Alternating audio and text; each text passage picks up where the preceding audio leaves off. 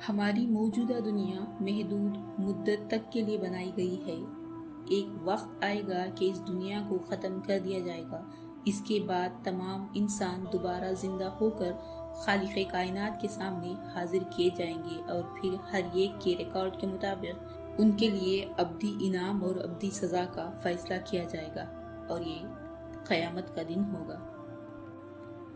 قیامت عربی زبان کا لفظ ہے۔ اس کی معنی ہے کھڑا کرنا، یعنی مردوں کو قبروں سے اٹھا کر کھڑا کرنا اور دوبارہ زندگی لوٹانا ہے۔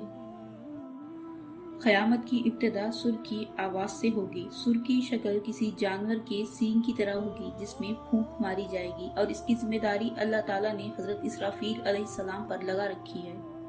اور جو سور اللہ تعالیٰ نے دے رکھا ہے وہ شیشے کے موتی کا بنا ہوا ہے، اور اس سر میں اتنی سوراخیں ہیں جتنی کہ دنیا میں قیامت تک روحیں آئیں گی، اور کسی بھی ایک سوراخ سے 2 روحیں نہیں نکل سکتی۔ حضرت اسرافیل علیہ السلام جب سے پیدا ہوئے ہیں تب سے لے کر اب تک سر کو منہ میں لیے پیشانی جھکائے کان اللہ کے حکم پر لگائے ہوئے ہیں۔ جیسے ہی اللہ تعالیٰ حکم دیں گے سور پھونکنا شروع کریں گے اور قیامت کا آغاز ہو جائے گا، اور یہ جمعہ کا دن ہوگا۔ اور اسی لیے جمعہ کے دن تمام مقرب فرشتے زمین، آسمان، ہوا، پہاڑ اور دریا خوفزدہ رہتے ہیں کہ کہیں یا سور نہ پھونک دیا جائے۔ وہ دن لوگ اپنے اپنے کاموں میں مشغول ہوں گے۔ اچانک مشرق و مغرب کے تمام لوگ بیک وقت لمبی آواز سنیں گے جو آہستہ آہستہ اونچی ہوتی چلی جائے گی۔ اس نامانوس آواز کی ہولناکی اور سختی کی وجہ سے لوگوں میں بے چینی پھیلنی شروع ہو جائے گی۔ جب سر کی آواز بجلی کی کڑک کی طرح شدت اختیار کر جائے گی تب لوگ مرنا شروع ہو جائیں گے۔ جو آدمی جہاں ہوگا وہی گر پڑے گا۔ جیسے جیسے سورہ اسرافیل بلند ہوتی چلی جائے گی ویسے ویسے نظام کائنات درہم برہم ہونا شروع ہو جائے گا۔ زمین آندھی میں ہچکولے کھانے والے قندیل کی طرح زلزلوں کی زد میں آ جائے گی۔ پہاڑ گرد و غبار بن کر اڑنے لگیں گی۔ سمندروں میں آگ بھڑک جائے گی۔ آسمان پھٹ جائے گا۔ سورج چاند ستارے بے نور ہو جائیں گے۔ تمام ذی روح مخلوق انسان جن فرشتے فنا ہو جائیں گے، یہاں تک کہ ملک الموت بھی اپنی روح اللہ تعالیٰ کے حوالے کر دیں گے۔ ہر جاندار اور غیر جاندار چیز فنا ہو جائے گی، بس اللہ سبحانہ وتعالیٰ کی ذات باقی رہ جائے گی۔ پہلے سر کے بعد اللہ سبحانہ وتعالیٰ کے علاوہ تمام ذی روح ہلاک ہو جائے گی۔ اس روز اللہ سبحانہ وتعالیٰ ساری کائنات کو اپنی مٹھی میں سما کر سوال کریں گے، آج کس کی بادشاہت ہے؟ آج سوائے میرے کون ہے جو بادشاہ ہے؟ آج کے روز صرف ایک بادشاہ کی حکومت ہے جو سب سے بڑا، زبردست اور طاقتور ہے۔ اور اس روز اللہ سبحانہ وتعالیٰ کا ارشاد مبارک پورا ہو جائے گا، ہر چیز جو اس زمین پر ہے فنا ہونے والی ہے، اور صرف تیرا رب ذوالجلال والاکرام کی ذات باقی رہنے والی ہے۔ جب ہر چیز فنا ہو جائے گی تو اللہ سبحانہ وتعالیٰ اعلان فرمائیں گے، دنیا میں جبار بننے والے کہاں ہیں؟ دنیا میں متکبر بننے والے کہاں ہیں؟ آج بادشاہت کس کی ہے؟ ایک طویل سناٹے کے بعد اللہ سبحانہ وتعالیٰ خود ہی اس سوال کا جواب ارشاد فرمائیں گے، آج کے روز بادشاہی صرف ایک اللہ قہار کی ہے۔ ایک طویل مدت جس کا علم اللہ سبحانہ وتعالیٰ کو ہے، سکوت اور سناٹے میں گزر جانے کے بعد پھر اللہ سبحانہ وتعالیٰ چاہیں گے نئے سرے سے زمین، آسمان اور فرشتے کو پیدا فرمائیں گے۔ نئی زمین میں عمارتوں، درختوں، پہاڑوں اور سمندروں کا نام و نشان تک نہیں ہوگا، بلکہ وہ سفید ہموار چٹیل میدان ہوگا جو اپنے رب کے نور سے خوب روشن ہوگی۔ انسانوں کو دوبارہ پیدا کرنے کے لیے آسمان سے ایک بارش نازل ہوگی جس کے نتیجے میں ہر انسان کی ریڑھ کی ہڈی سے پورا انسانی ڈھانچہ تیار ہو جائے گا، اور اس پر گوشت پوشت بھی چڑھ جائے گا۔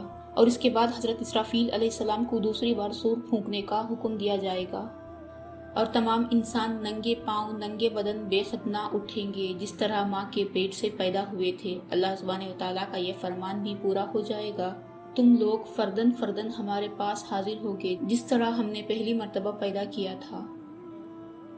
سب سے پہلے رسول اکرم صلی اللہ علیہ وسلم اپنی قبر مبارک سے اٹھیں گے، پھر حضرت عیسیٰ علیہ السلام اور دیگر انبیاء کرام، شہداء، صلحاء اور ایمان والے اٹھیں گے۔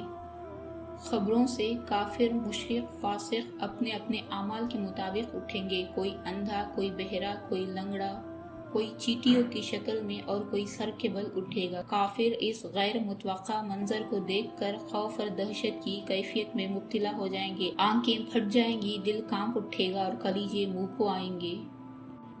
اہل ایمان بھی اپنے اپنے ایمان اور اعمال کے مطابق اٹھیں گے۔ شہید اپنی شہادت کے تازے بہتے ہوئے خون کے ساتھ اٹھے گا۔ حالت احرام میں فوت ہونے والا حاجی تلبیہ پکارتے ہوئے اٹھے گا۔ قبروں سے اٹھتے ہی ہر انسان پر 2 فرشتے مقرر کیے جائیں گے جو اسے میدان حشر میں پہنچا دیں گے۔ یاد رہے ملک شام کا علاقہ میدان حشر کا ہوگا۔ لوگوں کو اپنی اپنی قبروں سے اٹھ کر وہی پہنچنا ہوگا اور کافروں کو آگ ہاک کر میدان حشر میں لے جائے گی۔ کافر جہاں کہیں تھک ہار کر رکیں گے آگ بھی رک جائے گی، اور جہاں کہیں چلیں گے آگ بھی ان کے ساتھ چلنا شروع کرے گی۔ اہل ایمان بھی اپنے اپنے عقیدے اور اعمال کے مطابق حشر میں پہنچیں گے۔ بعض لوگ پیدل چلیں گے، بعض لوگ اونٹوں پر سوار ہو کر چلیں گے۔ کسی اونٹ پر 1، کسی اونٹ پر 2، کسی اونٹ پر 4، حتیٰ کہ 10 آدمی بھی ایک اونٹ پر سوار ہوں گے۔ ساری مخلوق چپ چاپ دم سادھے ایک ہی سمت رواں دواں ہوں گی۔ کسی کو اونچی سانس لینے کی مجال نہیں ہوگی۔ ہر آدمی کو احساس ہوگا کہ آج امتحان زندگی کا نتیجہ آنے والا ہے۔ میدان حشر میں لوگ ننگے پاؤں ننگے بدن ہوں گے۔ سورج 1 میل کے فاصلے سے آگ برسا رہا ہوگا، زمین دہک رہی ہوگی، جسم سورج کی آگ سے جل رہے ہوں گے۔ زمین پر پاؤں رکھنا مشکل ہو جائے گا، دور دور تک کہیں سایہ نظر نہیں آئے گا۔ لوگ اپنے اپنے عقیدے اور اعمال کے مطابق پسینوں میں ڈوبے ہوئے ہوں گے، کسی کو پنڈلیوں تک، کسی کو کمر تک، اور کوئی پسینے میں ڈبکیاں کھا رہا ہوگا، اور ہر آدمی کو بمشکل 2 قدم رکھ کر کھڑنے کی جگہ میسر ہوگی۔ بھوک اور پیاس کی شدت سے لوگوں کا برا حال ہوگا۔ بھوک، پیاس اور شدید گرمی کی حالت میں لوگ 50,000 سال تک میدان حشر میں کھڑے رہیں گے۔ ذرا سوچئے وہ منظر کیسا ہوگا۔ سورج 1 میل کے فاصلے پر ہوگا، لوگوں کے جسم پر کپڑا نہ ہوگا، لوگ بھوک اور پیاس کی شدت میں شدید گرمی کی حالت میں 50,000 سال تک۔ یاد رہے آج سورج کا ہماری زمین سے فاصلہ 9,30,00,000 میل ہے، جبکہ آج کی گرمی ہم سے سہی نہیں جاتی۔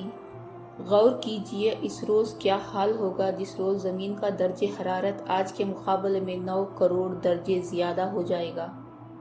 حشر کی گرمی، پسینہ اور طویل مدت سے تنگ آ کر لوگ دعائیں کریں گے، یا اللہ ہمیں حشر سے نجات دے، کیوں نہ ہمیں جہنم میں ہی بھیج دے۔